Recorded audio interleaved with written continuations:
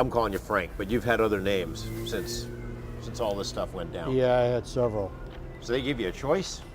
Well, yeah, they tell you to pick out something, sort of stay away from Italian-sounding names.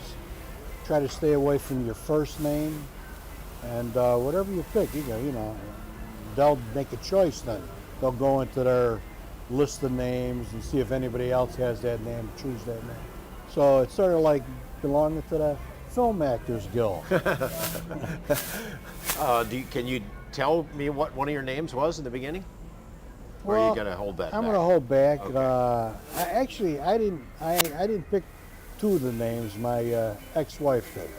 The last one I picked. And they had you moving around. Did you tell me you lived in the South for a while? Well, I lived in the South for quite a while. I went as far as Biloxi, Mississippi, Gulfport.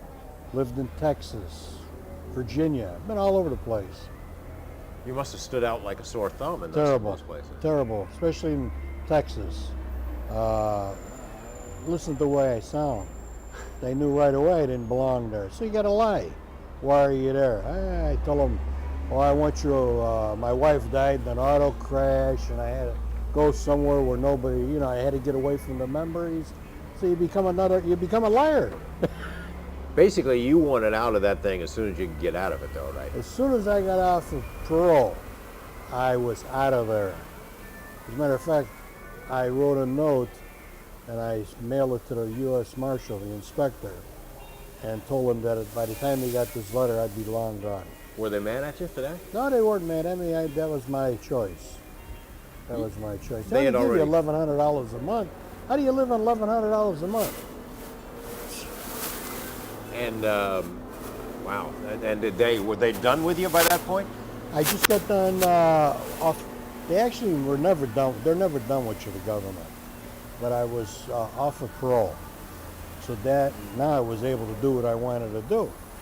But once I violated the marshal's rules, what they tell you to do, they'll automatically, bar you out of there, throw you out of there. It's been a couple of years since you and I sat down at the table and talked about this stuff, but so there's some things that have happened in between. The most recent one, where I saw your name, was with Lawrence Newman, dying in Chicago, and you had a couple of lines, classic Frank Cullota lines about what was the one you said? Hopefully nobody rips the steak out of his chest, because he'll definitely come back to life. That was a tough, scary guy, huh? Oh, it was terrible. Somebody told me they were going to try to get the ashes. I said, don't do it. I said, because if the ashes get out of that vase that they're in, you never know what's going to happen. Well, tell me about that guy. Larry was a very dangerous individual, very intelligent individual. Had enough money, didn't need to steal, didn't need to kill.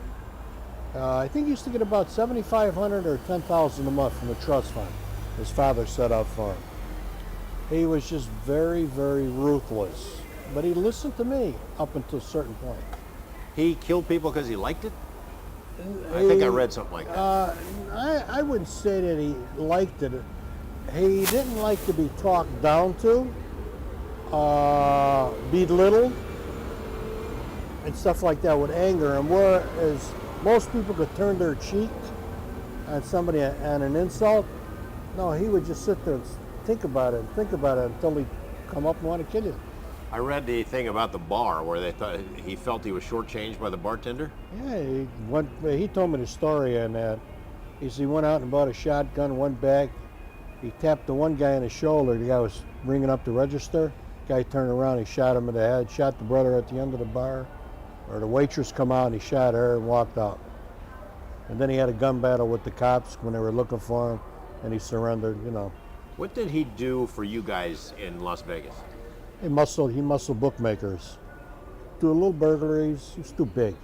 He was a clumsy guy to be a burglar, Or he'd drive a car, for us.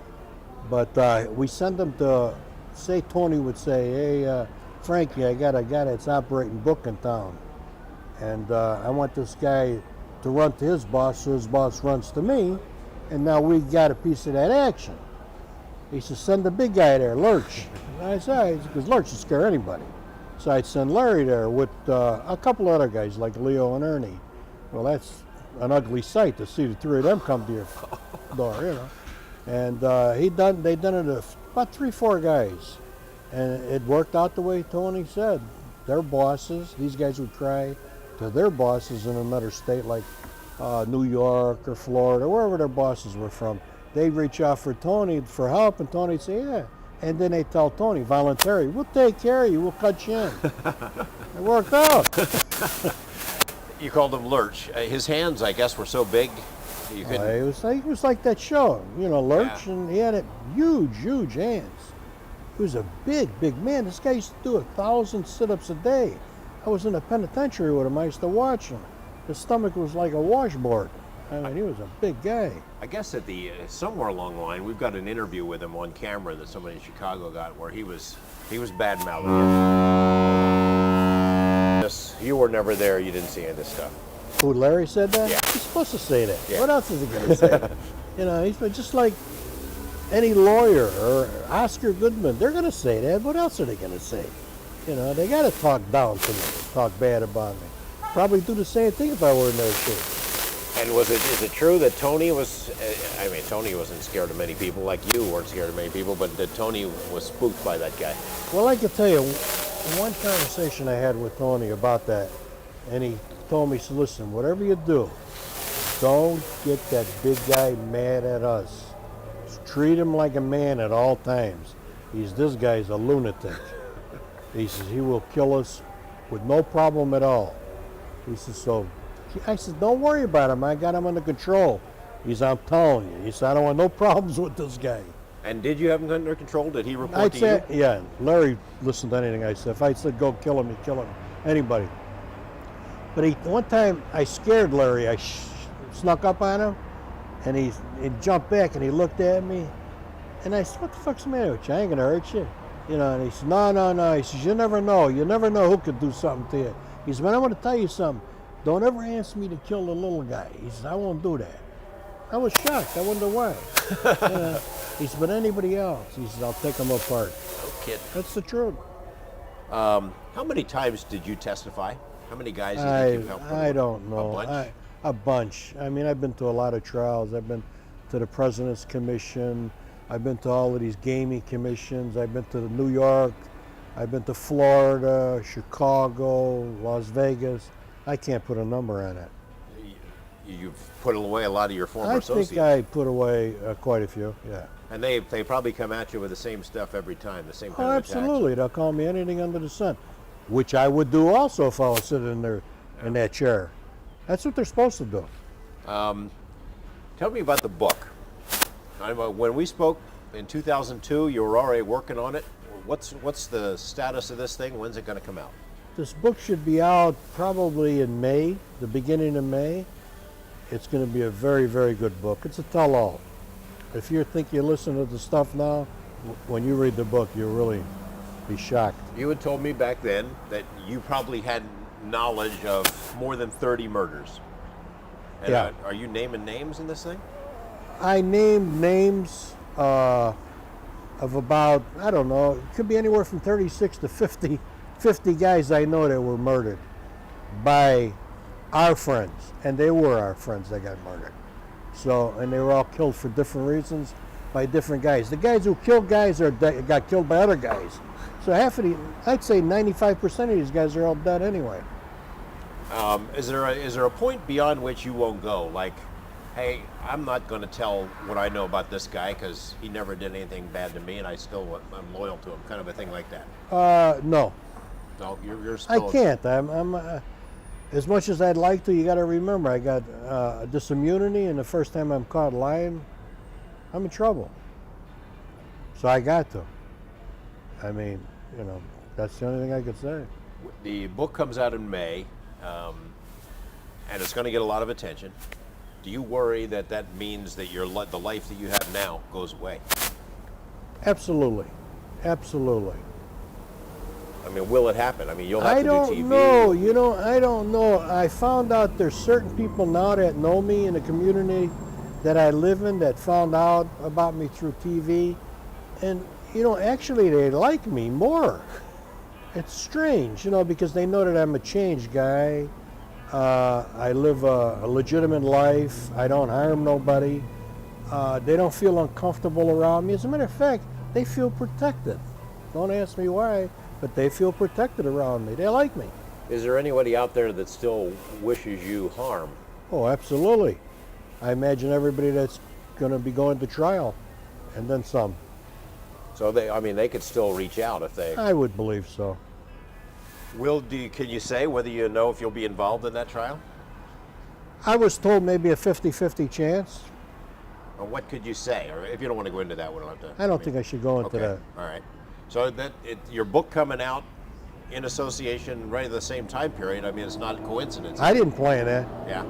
I didn't plan that at all. I've been working on this book for years. Can you tell me enough about the book to say, would it reflect on some of the characters who were on Yes, trial? it would. You think they got the right guys? The feds? At first, I thought it was a couple other guys. As a matter of fact, I was a little shocked at some of the guys they named, but and some of the names. Let's put it like that. Some guys I figured were involved in that. It's just a guess, you know. Well, for example, Joe Lombardo. Well, he was Tony's boss, and he was my boss. Meaning you guys reported directly to him. Oh, Tony did. I reported to Tony. So Joe relayed the messages to Tony. And do I think that Joe Lombardo was involved in it? I think that they would have to go to him for an okay on it, yes, because Tony worked for Joe. Meaning they had to, Joey Lombardo would have had to okay Tony. Absolutely. He's Tony's boss. I've seen some of the quotes about, obviously you and Tony had a split, which is why you made the decision you did. That you felt a little bit bad about the manner in which he went out. Yeah, I thought it was pretty brutal. I know Tony was a violent person himself, and I know he killed a lot of people, hurt a lot of people. But I grew up with this guy, you know. I mean, I just don't think I could kill. If I had to kill him, I couldn't kill him that way. I would have just shot him. I couldn't beat him to death like that. And let his brother watch it, or vice versa. I didn't like that. I mean, whatever reason they did that for, is I don't know. I could just assume that it was they were showing one or the other, you're not such a tough guy after all. That's why you usually get a beating when you get beat to death. They're showing you that you're not that tough. And had you heard the story that I had heard that one brother was beaten to death in front of the other one? Yeah. Michael probably first, or? I heard Michael was being restrained, and Tony was being restrained, and Michael was beaten to death in front of Tony. And I guess Tony didn't take long to kill Tony because he had heart surgery. This is what I'm assuming there. I don't know. I wasn't there. 18 unsolved murders these guys in Chicago are on trial for. You suspect that there's a lot more than that that are There's not a on lot, trial for. yeah. Like I said, there's guys who killed guys that have been killed Yeah. for murders that, I mean, geez, there's a lot of guys. Including the guy who I guess found the cornfield, found the spot, and didn't do a very good job of hiding Tony and Michael. Yeah, that Figurata guy. Yeah, I guess that's what opened up the door to this murder trial that's going on now, according to what I read. Huh.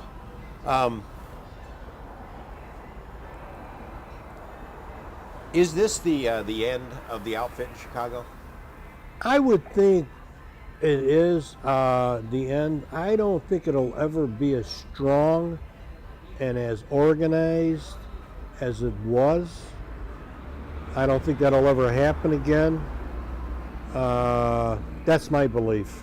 Can't imagine there'll ever be a trial that big ever again, a mafia Oh, trial. no, that's a lot of guys that are on trial for several different murders. I don't know who they are, but I don't think there'll ever be a trial that big again. These Calabrese, I senior knew and them. junior, you knew them. Yeah, I know them brothers real well. What was the relationship? Frankie? I know Frankie when Frankie was a machinery remover. Frankie Calabrese, and he wanted to be in the outfit. He begged me to get in the outfit. He begged me to hook him up with Tony. He wanted to be Tony. He wanted to get in the outfit. So he hooked me up to Tony if you can. I said, I'll talk to Tony for you. I can't tell Tony to put you in. He said, I got money. He said, I could put my money on the street, you know. I'll put my own money up. So I told Tony at the time. Tony said, well, who needs him, you know. But he got in eventually. Is He anybody- became a boss. About your book, back to your book. Anybody in Las Vegas got anything to worry about what might come out? I guess we got to think about how you want to answer that. Because you want to. Yeah, it's. I don't. I mean, like you did, you knew a lot of cops. You knew people that are now politicians. You knew people in the casino industry who've probably risen over the years. Well, if you ask me no questions like that, there probably is people in the casino industry that probably would have concerns.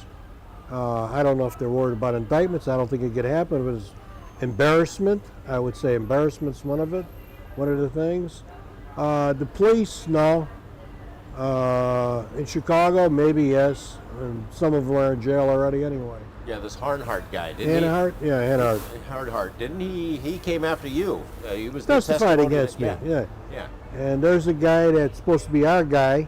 Well, of course they're going to use him to testify on me. He was their guy. He also testified on me when he wasn't their guy. So how could I like this guy?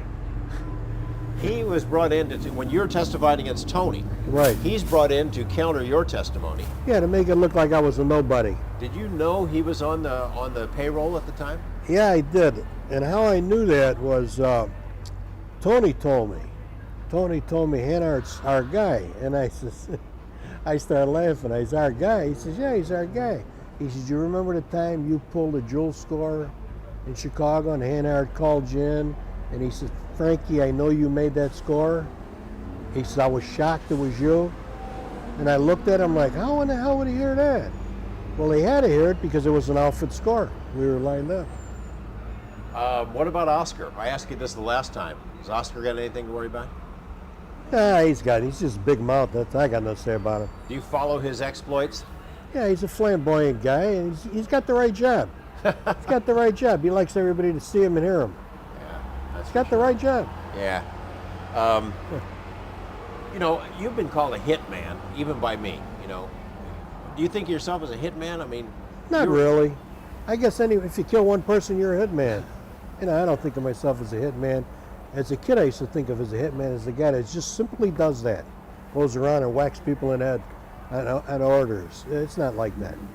There's certain guys that do it, and they have other jobs, or they might even be cops. No, I never thought of myself as a hitman. And a hitman, you think of in the movies, they get, here's $100,000, go kill that guy. Yeah, that's not true. No.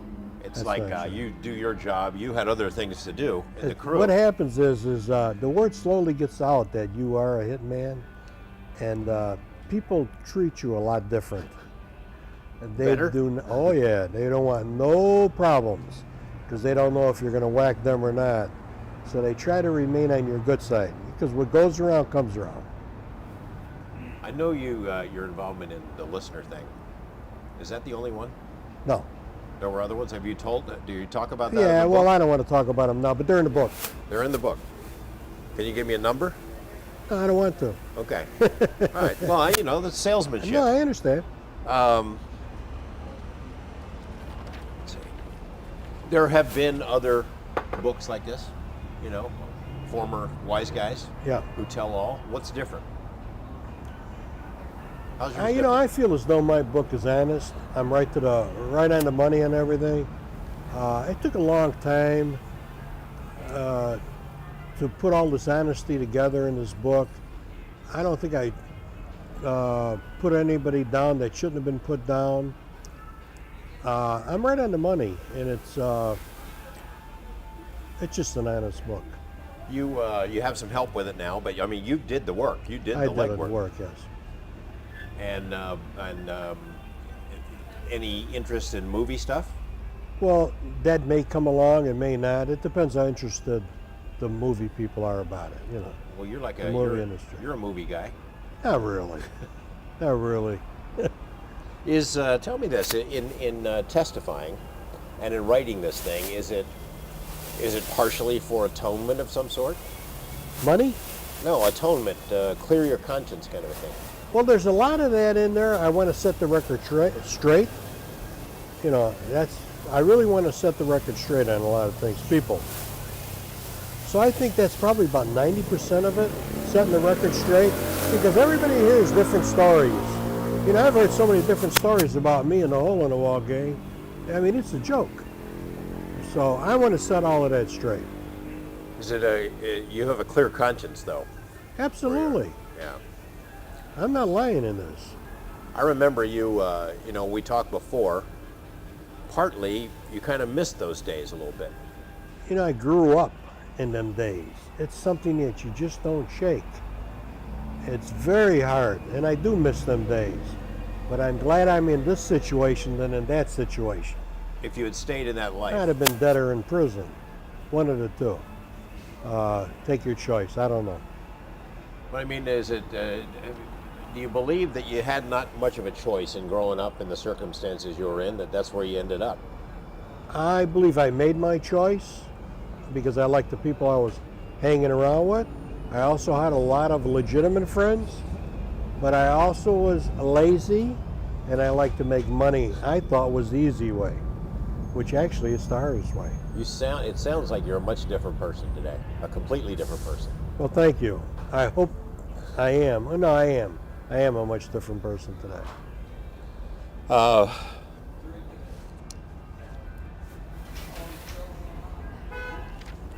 When you agreed to become a witness, it seemed to me I remember they read transcripts to you, the FBI did, that said that Tony had this hit out on you. Did you ever hear the tapes? I heard a tape in a room one day by an agent, and it was after I was told by Charlie Parson, the head agent, that there was a contract on my life. And I didn't believe him at the time, and I thought about it, about the things that Tony was doing while I was in there, and as I got angrier, then I decided to testify on Tony. It had nothing to do with me going to jail for life. It had something to do with Tony not taking care of the business. Then I was brought into a room with this agent, and he wanted me to listen to these tapes, and he had some transcripts there, and he wanted me to identify, if I could identify the voices on the tapes. It was a phone call between Tony and another party in Chicago. So I listened to the tapes, and I was like 97% sure the guy he was talking to was Joe Lombardo. And Joey told him in so many words, well, you know what you gotta do? You gotta clean your laundry. Because Joey asked him, what the hell is going on out there? Meaning that I rolled, that Frank Cullota rolled. And Tony said something, I forgot, it's been a long time. But I do remember them words, you gotta clean your laundry. And the agent asked me, are you sure that's Lombardo? I said, sounds like him. He says, it sort of sounds like Pete Basil too. And I said, there's a possibility. I said, but why would Pete Basil tell Tony that? You were the laundry. Absolutely. The reason I asked that question is because I had heard a different version, and maybe somebody put a spin on it, that Tony was sort of given that order, but that he was reluctant to do it, that he hesitated to doing it, which caused him further problems himself. Well, that sounds nice. I like to believe that, to believe that Tony liked me that much to do it, but I can't see that possibly happening. No? No, because he's killed people he liked too, other than me, I mean, if he gets that order... He's going to do it. Or else it's him. Yeah. And it ended up being him, I guess.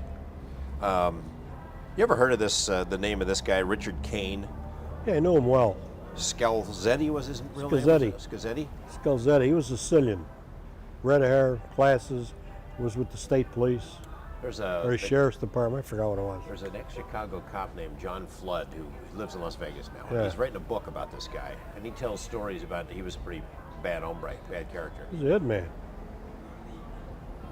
The story he's chasing is whether or not this guy had something to do with JFK, whether the Chicago outfit had something to do with JFK. Yeah, from what I understand. I would not say no to that.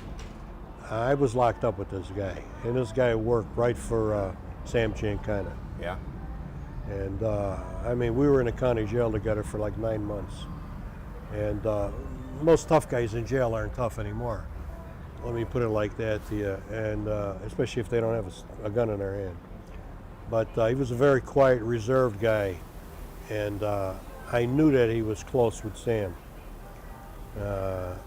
And my own personal belief is, yeah, Maybe, huh? it may be, yeah.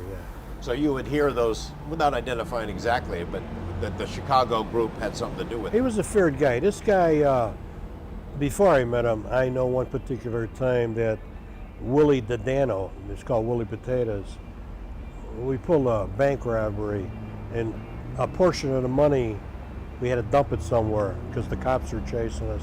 And somebody went back and got the money, one of the crew, and we couldn't figure out who it was.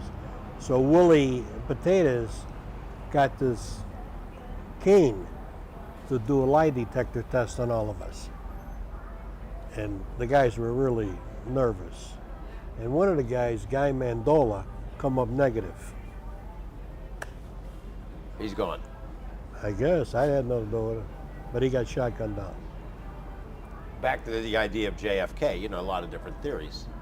Is that a kind of thing, if it had happened, if Chicago had something to do with it, would you hear something like that? Would it You'd float pick up around? bits and pieces on it, yeah. You'd Have pick you- up, yeah, there wouldn't be conversation, but you'd hear a little bit here and a little bit there, because you're in the same circle. We don't go around talking to strangers about it. And it sort of rolls downhill, And did it roll downhill? Yeah. Are you getting into that in the book? You might have There's to write something, another no, there'd be things about that, book. A lot of people, well, not a lot of people, but some cops theorize that Tony may have played hands-on with Giancana. May have had something to do with Giancana going away.